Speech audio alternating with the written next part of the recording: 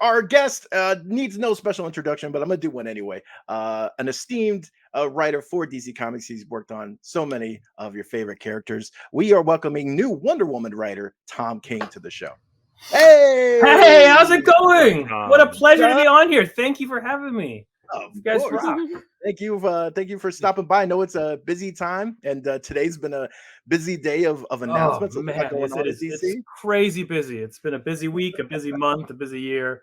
But thank you for having me on because I know you guys have been busy as I am, so I appreciate Oh it. well, I'm excited. Look, you are, of course, for those who don't know the news. Tom is going to be joining up with Daniel Sampere on Wonder Woman #1, which comes out later this year in September. You guys will be the new creative team. Just to kind of, Ooh, I'm I nervous. guess, Just you saying it out loud makes me nervous. is it? I was gonna say, has it For a hit while. yet? Yeah, no, it has not. It has not hit yet. You know, it's been a secret. It's the first day it's out, and hearing you say it, I was like, "Oh crap! I hope I wrote it right. I hope I wrote it good." It's a big pressure situation. Well, what I guess just to kind of from the character perspective, what stands out to you about Wonder Woman, Diana as a character, and what do you hope to bring to the forefront in this series? The second part is easier, so let me just start with that one.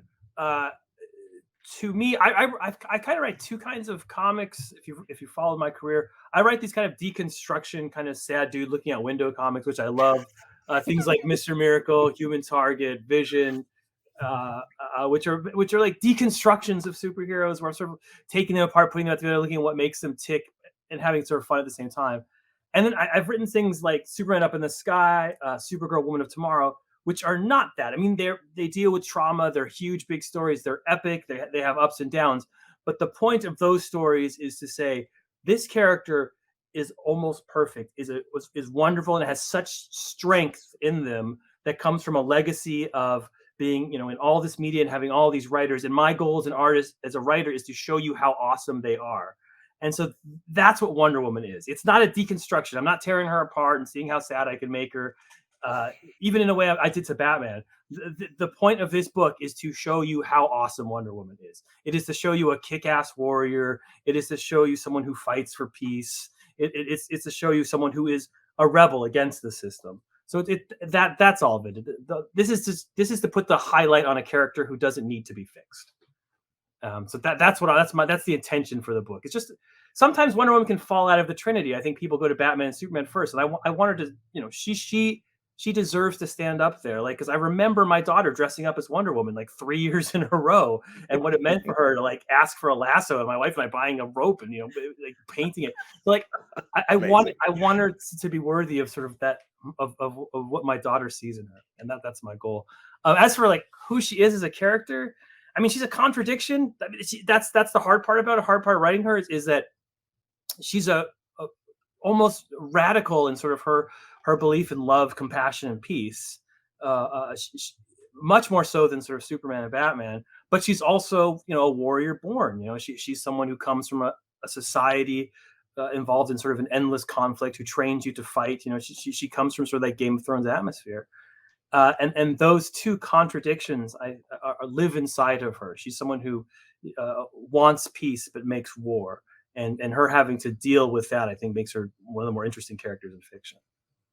Well, and it's interesting too that this particular story, I feel like, is actually a perfect spotlight for that, because she's always been such an ally to America and to the Justice League, and now with the AXE, it's like, hey, you're not even allowed here anymore, and we don't, how does she start to kind of, how does she process that? I mean, all that stuff is out there. People know what the story is about now. Yeah, Holy man. Crap, I gotta get used to this, man. This is live TV now. I'm finding this out in the real time. Yeah, to me, what I've written, I think at this point, more Batman than anyone alive or close. And I've written some big Superman stuff. And now on Wonder Woman, and how to sort of differentiate her from those other sort of two pillars of our universe. And to me, Superman is he's truth, justice in the American way. He's the Boy Scout. He stands for the American flag, and that's I like him. I like him as that, as sort of he's very much like, I want to create, he's of the system. I want the system to work as best as it can. And Batman's kind of almost the same way, but on the dark side of that, like Batman is enforcing the law. He's like, he's against lawbreakers. I know it's about justice and not law for Batman, but in some sense, he's just kind of, fighting crime. What is crime? Crime is breaking the law. Wonder Woman's not that. Wonder Woman is more rebellious than that. Wonder Woman is not with the system. She's not trying to enforce the system. She's against the system. She's rebellious. She's iconoclastic. And I wanted to bring that out in her. So yeah, so in this, she has sort of,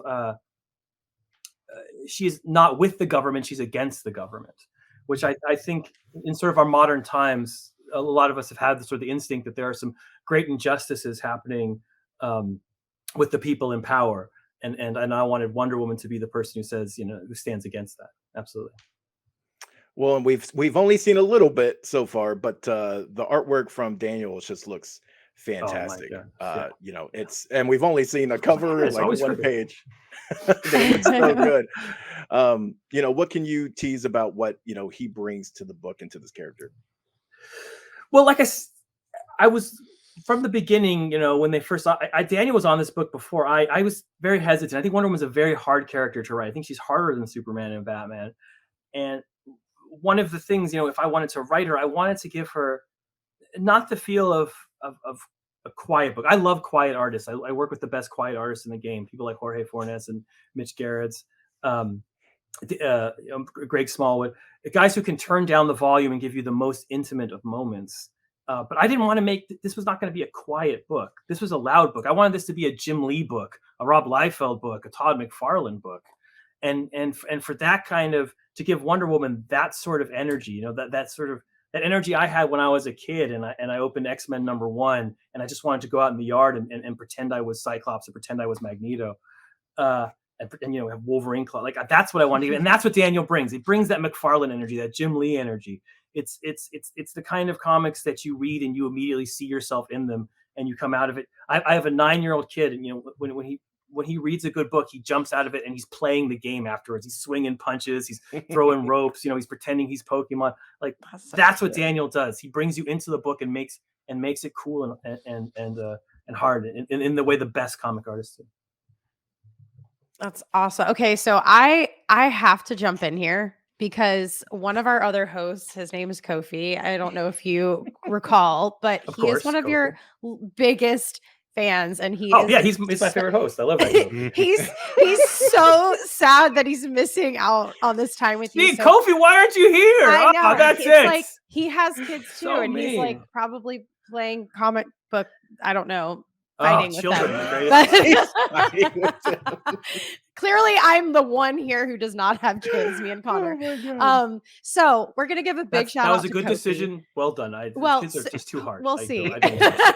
But so I'm gonna ask a question on behalf of him because he had to get his hand in here somehow. So, do you think comics in general should be more of a literary experience with denser dialogue and more complex play with time and space? That's such a Kofi question. I love it. It really is. That's absolutely a Kofi question. I'm gonna say because I'm a kind of guy who very much wants to write literary comics, who very much wants to write comics that can stand up there with what anyone's done with prose, not just in terms of adventure, but in terms of analysis. And I want people to read my comics in colleges and stuff. But I'm going to go the opposite direction and say, no, I don't think comics need to be a literary medium. Comics, the best, look, I love that stuff. I love analysis. I love the deep stuff, but I think the best thing a comic book can do, and I swear to God, it's from the heart, is like, the world is so hard. Every day is so hard. Getting through the goddamn day is hard. And if you can pick up a comic book and get 20 minutes off from that stress and disappear into it for 20 minutes, that to me is more important than any sort of literary connection you can have or some sort of transcendence. Oh my God, I saw God by looking in this book. Like, if you've been working all day, you've been editing video, or you've been digging a ditch or washing the toilet, whatever you're doing, and you get a chance to sit down on a couch, put on some good music, read a comic book. I know what my medium is. If you're just you're a dude on the toilet, for 20 minutes, you got that time, and you disappear, and that stress disappears, then that's the point of the medium to me. And you've given that to so many people. I hope you know that. Like, that's really special. I've given so much toilet time. Yes, so so much. amazing For me, it's Yes. the bathtub, but that's fine. Yeah, the bathtub's good too. Yeah, that's why I actually need the book and not like to read it digitally. It's important. That's good point. Yeah, save a lot of lives that way. But That's a beautiful answer. And it honestly, as I'm kind of a newbie comic reader, I started reading during the pandemic. So you truly have given so many people, including myself, that, and it is that comic books are that. And I love that you kind of hit that.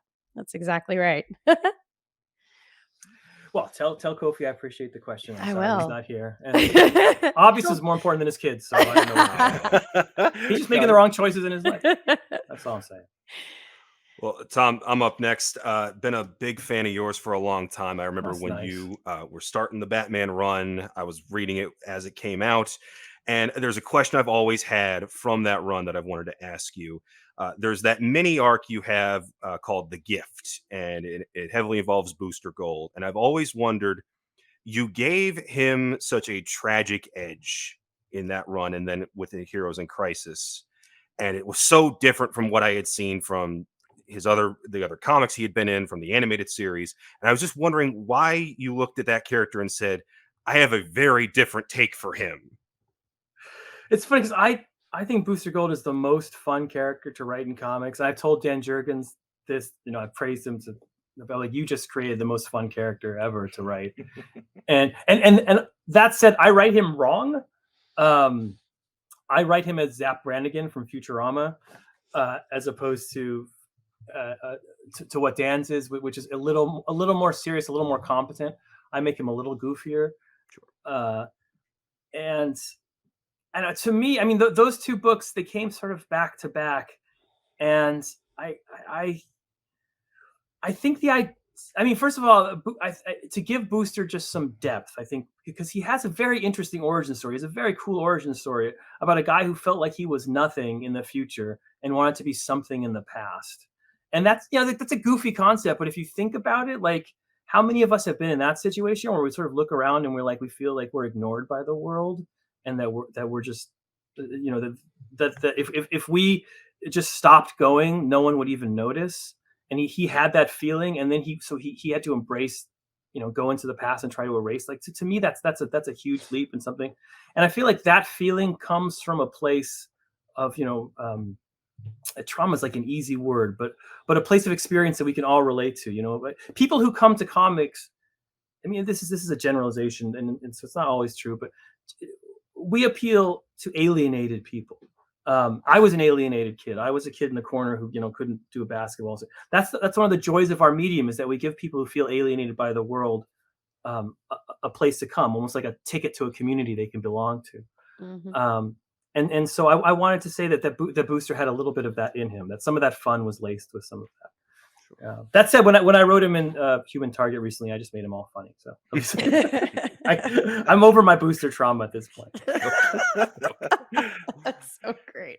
Okay, well, I feel like we have to do this. Touching on the movie side of things, we recently found out that Supergirl Woman of Tomorrow is making it into the first chapter of DC's movie rollout. Yes, it's actually one of the things I'm most excited about personally.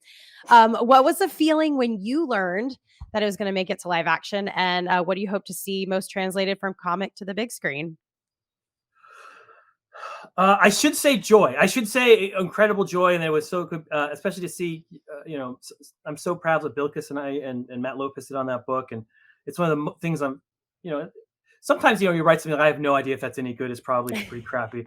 But I was like, this is good. I think this is really good. And so it's just wonderful seeing it get out there in the world. So I should say all that. But I'm a nervous person. I'm a crazy person. I'm a writer. All I do is talk about stress and alienation, like I just You're did creative. for 10 minutes. I'm a creative, yes. So mostly I was like, oh God, this is a big spotlight on this book. I hope people like it. I hope I spell checked it. Did I spell check it? Okay, crap, I should go back. There was definitely a streak of nervousness that went through, but I'm so excited about what's coming. from the DC Studios, and it just it feels to me like this is sort of a DC renaissance that's coming. And almost like it's already started, like we're already sort of in the midst of it, sort of this dawn of DC, and Shazam's getting great reviews, and I think like these characters are going to shine in the next 5 years in a way they haven't shined in so many years, and I'm just excited to be some small little part of that. Oh, give yourself more credit. You're huge. Also, Like, shout out to Damon Streams by mentioning that, yeah, how awesome was it that when it was announced, all the copies of the trade sold out. Now they are back in yeah. stock from what I hear. So if you are looking for that, you should go out and grab one because I don't know how long that's gonna last. They Mhm. are, yes. If you please, this book is, if you're a father of a daughter or a daughter of a father, or just want to read a good story, I recommend something I wrote. That's such a stupid thing to say. I don't know why. I'm just saying it's back in stock if you want to read it, people. Like it. That's all. That's all. Amazing. That's awesome. Connor. Tom, I've got another DC movie question. James, in his big announcement, one of the things that he confirmed was that the Bat Family was finally going to make its way to screen, and that was amazing to me because that always seemed like it was out of reach. Like if we were ever going to introduce multiple Robins, Damian, that was going to come way down the road into a long running series. And to start with that, I thought was awesome. As somebody who, in your own Batman run, you got to play with the Bat Family, how important do you think it is to bring those characters to the screen to help evolve Bruce as a character? I mean, I can't really speak to the movie side of it because it's all super secret, and Sure. except to say that the people who are working on it are incredibly passionate about the comics, like in a way you just wouldn't believe behind the scenes. These are actual super comic book fans who have read deep into the mythology and love these characters. That I can say because I don't think that's a secret.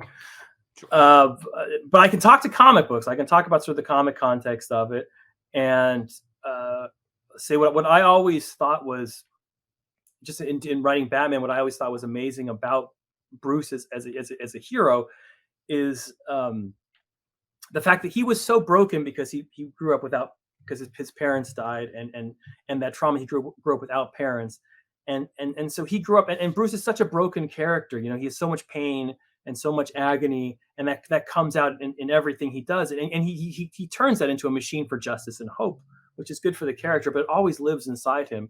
And the fact that he created with that agony a family that is based on hope, people like Nightwing, people like Barbara, Cassandra, like that to me seems like such a legacy, to be someone who went through something so tough and yet to dedicate yourself not to pass that on to the next generation, but to pass on the good, the hope of it. And I think that says so much about him as a character, that he doesn't use his pain to give other people pain. He uses his pain to give other people hope.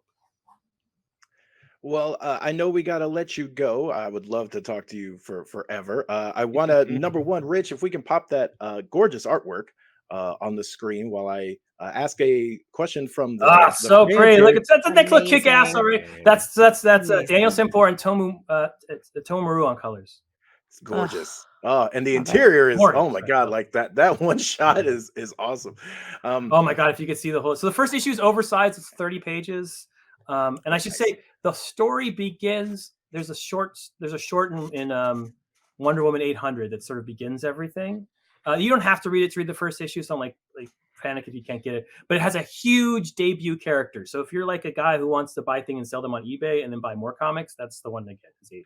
Shh, don't tell. Oh, awesome. Look at that. Oh, that's gorgeous. Heard it now. Damon Streams from the chat asks, will we see her, Diana, team up with anyone, or is this more of a solo focus on her book? It's more at the beginning. It's very solo focused. Yes, I would say. I mean, there are lots of side characters, and it's a big epic story that affects the entire every time I launch a book, I say it affects the entire history of the DCU. So why are you gonna fucking believe me? Sorry, you can believe me. But in all honesty, this is I did not go small on this. This is not like one murder she has to solve. This is like something that touches the very beginnings of our country to today. and the entire concept of sort of how the DCU works. And Wonder Woman's at the center of that story. But in the beginning, it will be solely focused on Wonder Woman. Like I said before, the goal of this book is to highlight this character, and I want the camera to be on her. I want you to see like how awesome it is to throw a tiara like Captain America throws a shield. How awesome it is to use a lasso like Indiana Jones uses a whip. That's the stuff I wanted to be focused on at the beginning. Awesome. Well, of course, Wonder Woman number 800 hits stores on June 20th, and Wonder Woman number 1 hits in September. Tom, this has been awesome. Thank you so much for making the time and coming on, and cannot wait to read this. Thank you. I appreciate it. You guys rock. Thank you Thank so you, No Tom. problem. You much. guys have a great day.